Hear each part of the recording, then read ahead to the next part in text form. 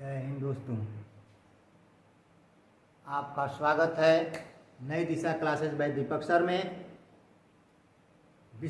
विषय मैथ को लेकर के अगर आप मैथ चारों तरफ से पढ़ के थक गए हैं तो आप बिल्कुल सही दिशा में सही चैनल पर आए हैं, जो चैनल का नाम है नई दिशा क्लासेस बाय दीपक सर।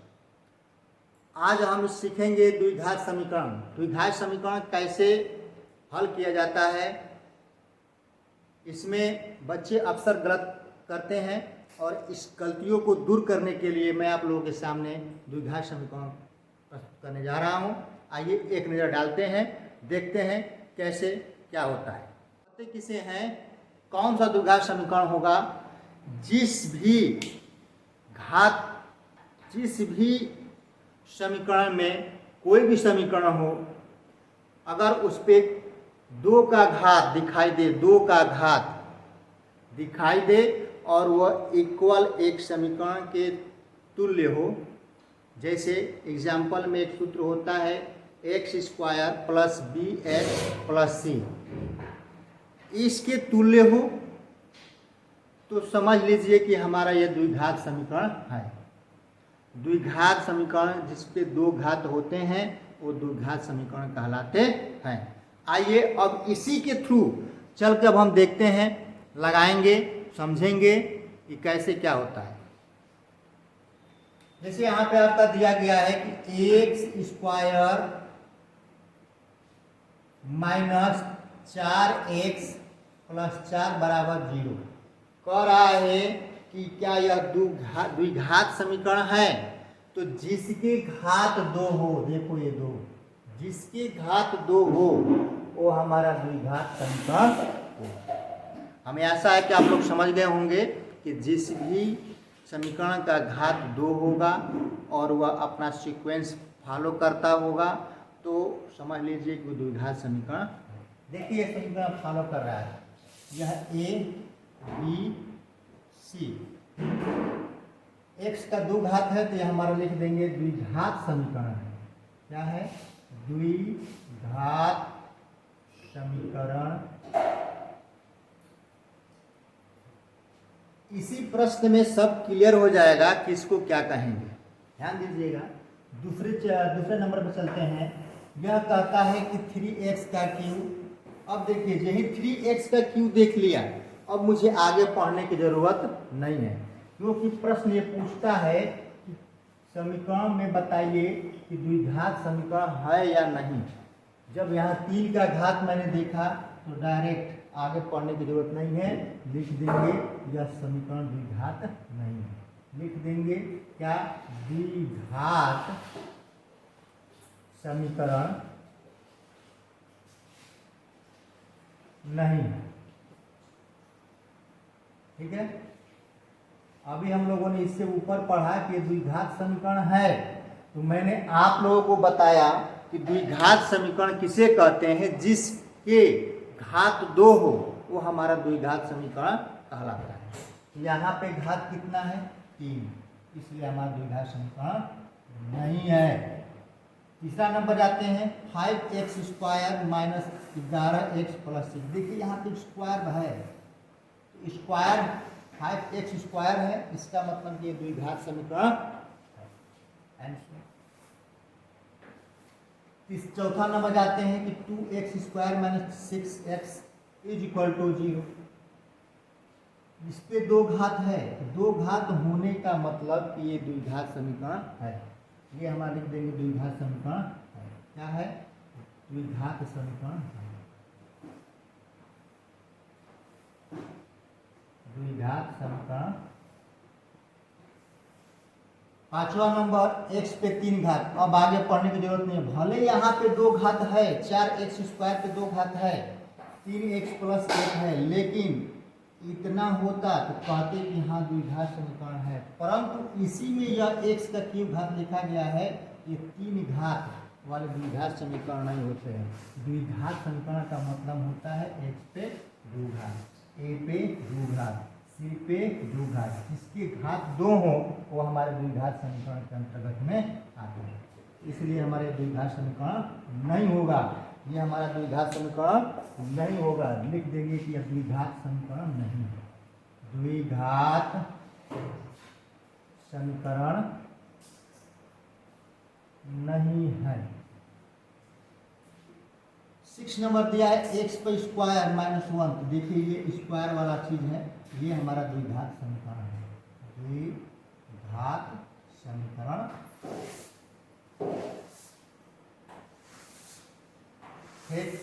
सबसे आसान ट्रिक क्या है, लास्ट में ट्रिक, जिसके घात 2 हो, घात या बोले या पावर बोले, जिसके पावर 2 हो वो हमारे क्या होंगे, द्विघात समीकरण कहलाते हैं। ये हमारे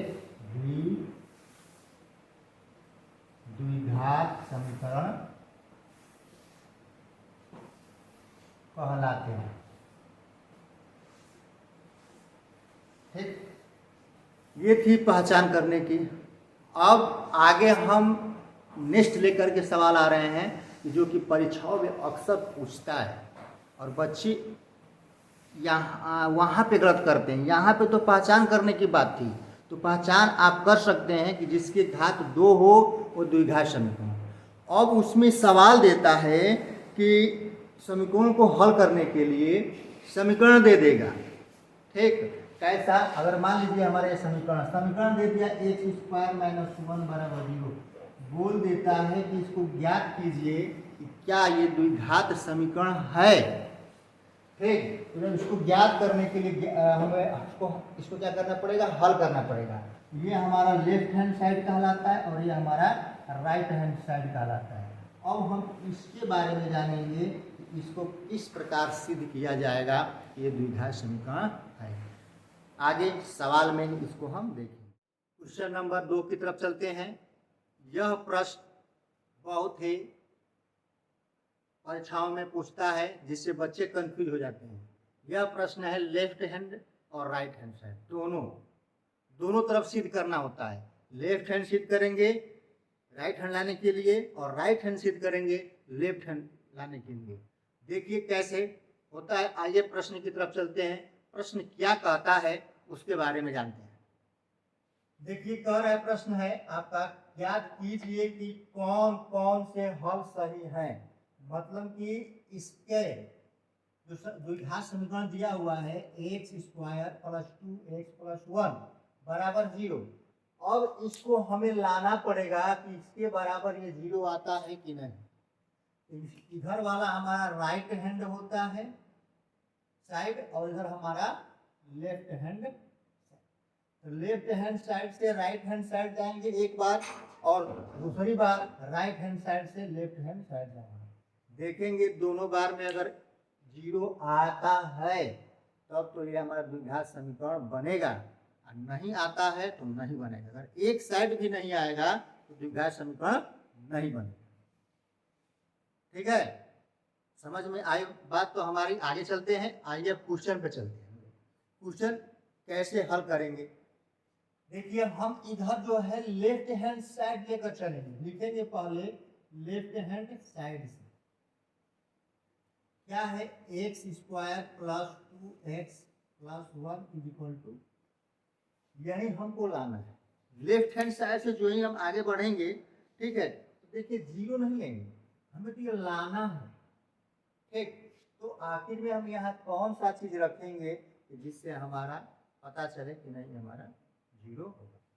देखिए अगर हम मान के चले, कितना माना कि x बराबर 0 रख सकते हैं, 1 2 3 डॉट डॉट, फिर 0 -1 -2 -3 डॉट डॉट। इनमें से कोई भी संख्या यहाँ हम रख करके बारी बारी से चेक करेंगे कि कौन सी संख्या यहाँ पे फॉलो करती है। तो हम यह ज्यादा न करते हुए, अगर बाई द वे हम 0 लेकर चलते हैं 0, तो अगर हम 0 रखेंगे तो ये हमारा 0 हो जाएगा, ये भी हमारा 0 हो जाएगा, प्लस ये कितना बचेगा 1। हमें लाना कितना है 0। ठीक है, तो हमें लाना कितना है 0, आ नहीं रहा। ठीक, हमें तो सिद्ध करना है, तो हम कोई भी एक संख्या ले लेंगे, चाहे तो इसी में से इसी वाले एक को इधर हम ले लेंगे। जहाँ पर लास्ट में एक लिखा है सी नंबर पे, इसको हम ए बोलते हैं, बी बोलते हैं, सी बोलते हैं। सी वाली जगह पे जो एक लिखा है इसी को ले लेते हैं। लिख देंगे कि माना एक से बराबर एक रखने, देखिए हम एक से बराबर एक रखते हैं, देखते हैं क्या होता है। आता है तो अच्छी बात, नहीं आता है तो समीकरण द्विघात समीकरण नहीं है। आइए देखिए एक्स जहां जहां एक्स है वहां वहां हम एक रखें। एक्स है एक, द्विघात है जिसकी द्विघात प्लस 2, इसका मतलब गुणा हो जाएगा 2x। 2x कब मिलता है? जब 2 गुणे x का गुणा होता है तो हमें 2x की प्राप्ति होती है। आगे बढ़ते हैं। x बराबर क्या रखना है? 1 रखेंगे, 1 प्लस 1। अब देखिए क्या होता है, 1 का वर्ग 1, 2 का गुणा करेंगे 2 प्लस 1। देखिए 1 2 1 3 3 1 4, कितना आ गया? 4। हमें कितना लाना था? 0। ठीक है, लिख देंगे क्या? Left hand side is equal to, is not equal to, काट देंगे, इक्वल टू लिख करके ऐसे काट देंगे तो इसका मतलब होता है इज नॉट इक्वल टू। बराबर लिख कर काटते हैं तो इसका मतलब है कि बराबर नहीं है। इंग्लिश में बोलते हैं इज नॉट इक्वल टू, बराबर राइट हैंड। ठीक है, मतलब लेफ्ट हैंड साइड है जो राइट हैंड साइड के बराबर नहीं आया है। कितना आया है? 4। ठीक है, अब हम क्या करेंगे यहाँ पे, अब लेफ्ट हैंड साइड अब हल करेंगे। लेफ्ट हैंड साइड हमने हल कर लिया, अब राइट हैंड साइड करेंगे। कैसे? x बराबर 1 माने हैं तो राइट हैंड साइड में x बराबर -1 रख लेंगे। क्या रख लेंगे? -1। फिर यहाँ पर लिखेंगे फिर राइट हैंड साइड से x square plus 2x plus 1 लिखेंगे, माना x बराबर -1 रखने पर। देखते हैं क्या होता है। अब जहां जहां x है वहां वहां -1 रखेंगे। -1 का होल वर्ग प्लस 2 गुणे -1 प्लस 1। देखिए जहां भी -1 का होल वर्ग होता है उसको 2 बार लिखते हैं। 2 उसको होल वर्ग बोले या स्क्वायर बोले या 2 की घात, तीनों का मतलब एक ही होता है। तो ये -1 का होल वर्ग, -1 का 2, माइनस पावर 2 भी बोलते हैं, -1 का पावर 2 -1 की घात 2। इसका मतलब 2 बार लिखेंगे। -1 गुणे -1 बराबर माइनस और माइनस का गुणा क्या हो जाता है? प्लस। 1 1 का गुणा प्लस 1 आ गया, मतलब यहाँ पे क्या होगा? 1 प्लस 2 का गुणा -1 के साथ होगा। देखिए यहाँ प्लस है यहाँ माइनस है, तो प्लस और माइनस का गुणा माइनस होता है। प्लस और माइनस का गुणा क्या होगा दोस्तों? माइनस। लिखेंगे क्या? ये माइनस हो जाएगा, प्लस है तो ये हो जाएगा -2 प्लस, देखिए आप पहले से 1 है तो लिख लेंगे इज इक्वल टू 1 और 1 2, 2 माइनस बराबर, यहाँ पे -1 फॉलो करता है। इसका left hand side is equal to right hand. ठीक है, ये हमारा इस नियम को फॉलो कर रहा है। ये वाला 0 -1 रखने पर x का मान अगर हम -1 रखते हैं तो ये समीकरण हमारा 0 आ जाएगा। ये हम लिखेंगे कि ये हमारा समीकरण क्या है? द्विघात समीकरण है। ठीक है, ठीक है, यह जो है द्विघात समीकरण का हल है। परंतु यह जो है यहाँ पे अगर यहाँ पे हम +1 रखते हैं, ये हमारा द्विघात समीकरण का हल नहीं है। ये लिखिए। यहाँ ये हमारा लिख देते हैं द्विघात समीकरण का हल नहीं। बट ये हमारा क्या कर रहा है, लेफ्ट हैंड साइड और राइट हैंड साइड दोनों बराबर हो जा रहे हैं। ठीक, इधर भी जीरो आ जा रहा है, इधर भी जीरो। ये हमारा द्विघात समीकरण को फॉलो कर रहा है। ये हमारा समीकरण है, क्या है, द्विघात समीकरण। आशा करता हूँ कि ये सवाल आपको समझ में आया होगा, बिल्कुल आया होगा, और नहीं आया होगा तो कमेंट में आप लोग ज़रूर लिखिएगा। हम आप लोग के लिए ऑनलाइन बैच भी लेकर आ रहे हैं, क्लास 10 के लिए मैथ का स्पेशल बैच। अगर जुड़ना है तो मेरे मोबाइल नंबर पे SMS करके व्हाट्सएप ग्रुप से जुड़ सकते हैं और वहाँ से आप ऑनलाइन हमसे स्टडी कर सकते हैं। ये सवाल नंबर 3 हल करते हैं। इस पर एक नज़र डालते हैं कि देखते हैं कैसे क्या होता है। बिल्कुल चैनल को छोड़कर मत जाइएगा, वीडियो पूरा देखिएगा। आप लोगों को पूर्ण रूप से मैथ समझ में आएगा, नहीं आएगा तो आप कमेंट करके बताइएगा, मैं और बेहतर तरीक़ा से आप लोगों को मैथ पढ़ाऊँगा। आइए नेक्स्ट सवाल की तरफ नज़र डालते हैं। सवाल दिया हुआ है कि समीकरण को हल करने के लिए कह रहा है कि समीकरण को हल कीजिए। समीकरण क्या दिया गया है, 1 नंबर सवाल कि 3x² बराबर 343। ठीक,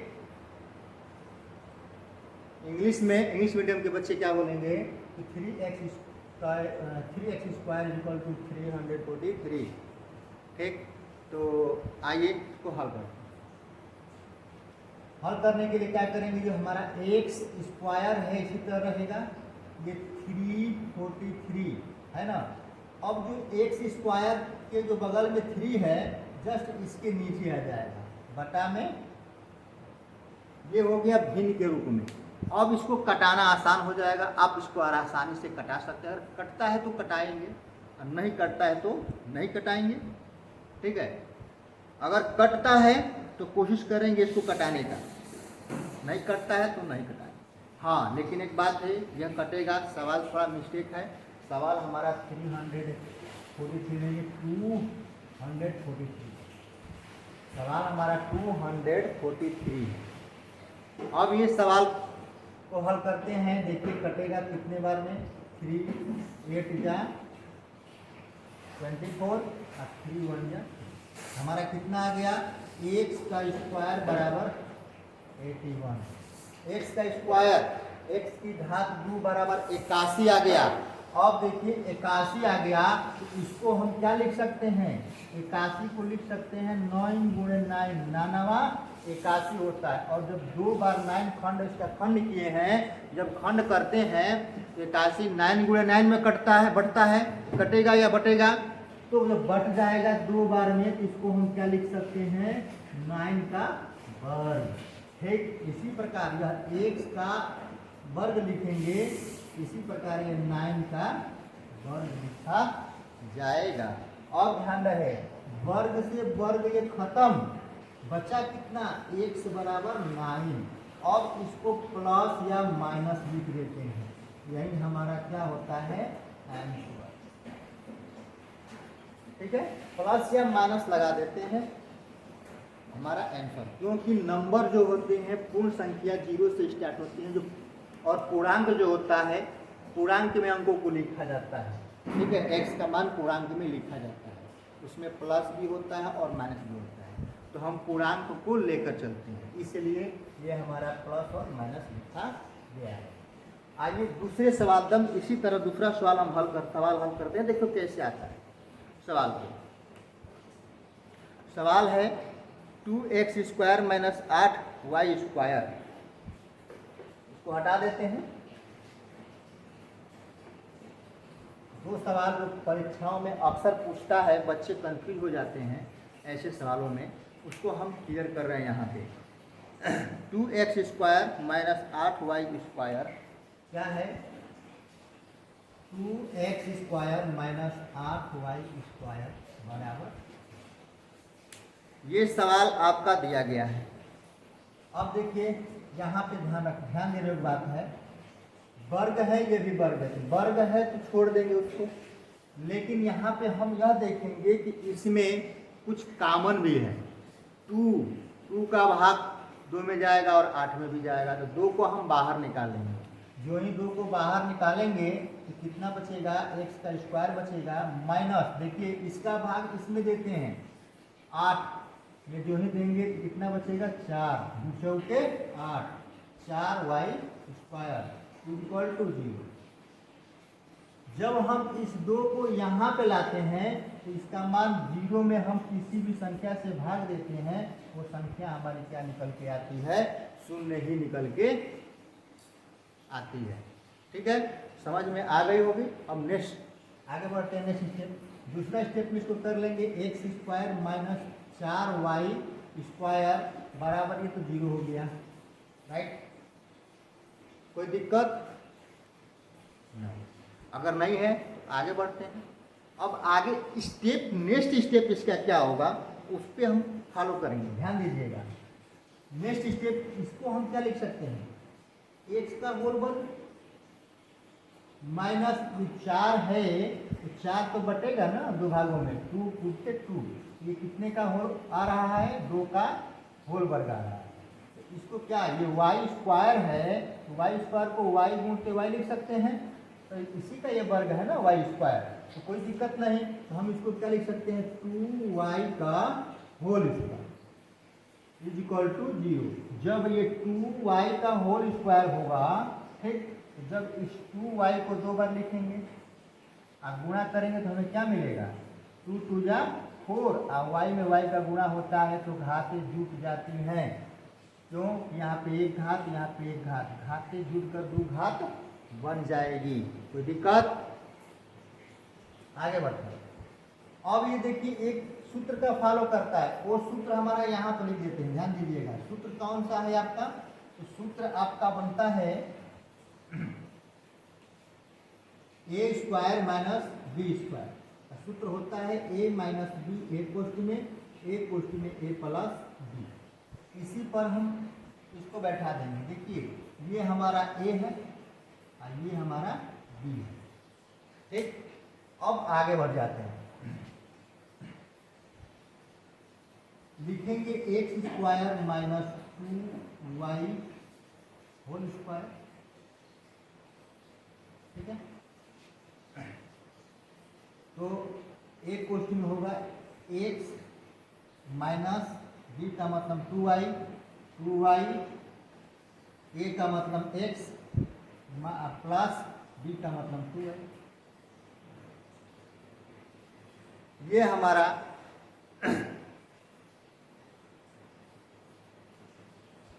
आंसर बनेगा।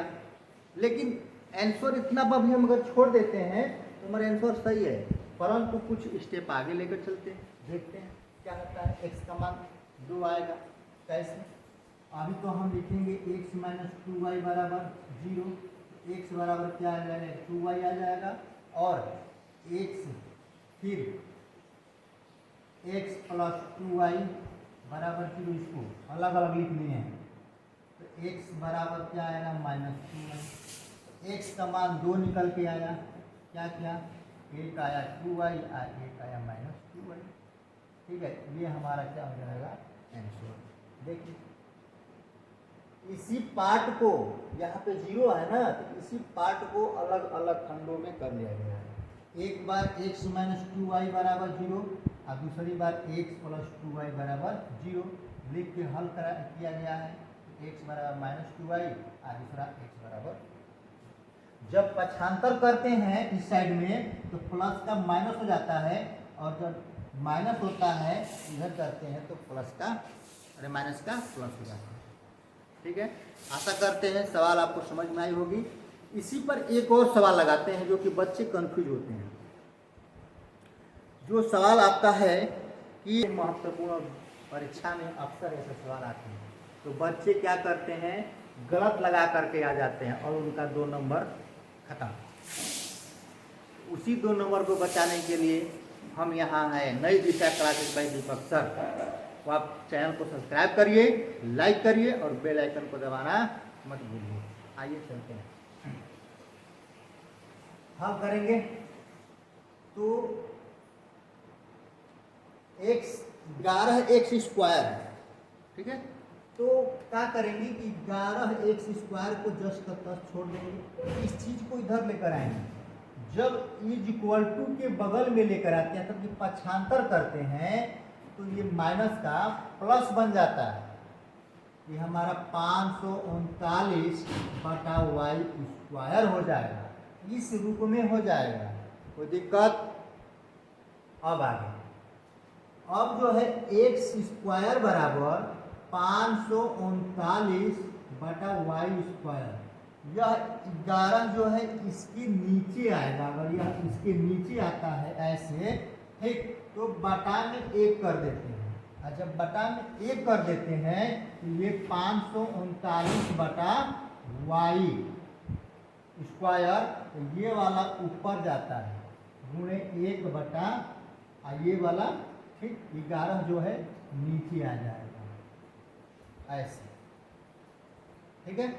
अब इसको काट देंगे, 11 44,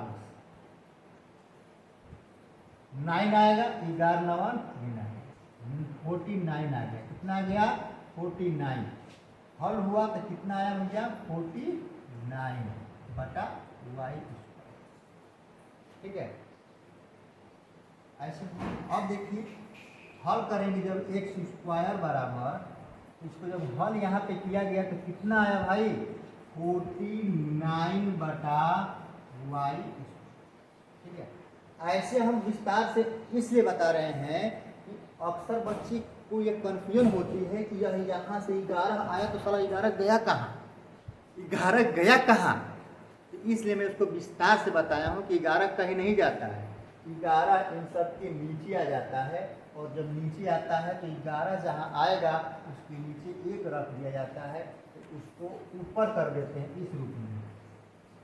a/b बाई ए होता है तो बटा में ए कर देंगे, ए पूरा का, तो a/b गुणे सी हो गया, 1 1 लिख लो, ये ऊपर 1/a ऐसे, ठीक है।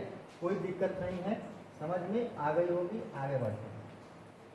ध्यान देने की बात है, यह जो 7 है, यहाँ पर ध्यान दीजिएगा, 7 है, ये 7 जो है 7 का वर्ग है। y जो है पहले से ही वर्ग दिया गया है, ठीक है। इसको, ये चीज़ को हम क्या लिख सकते हैं?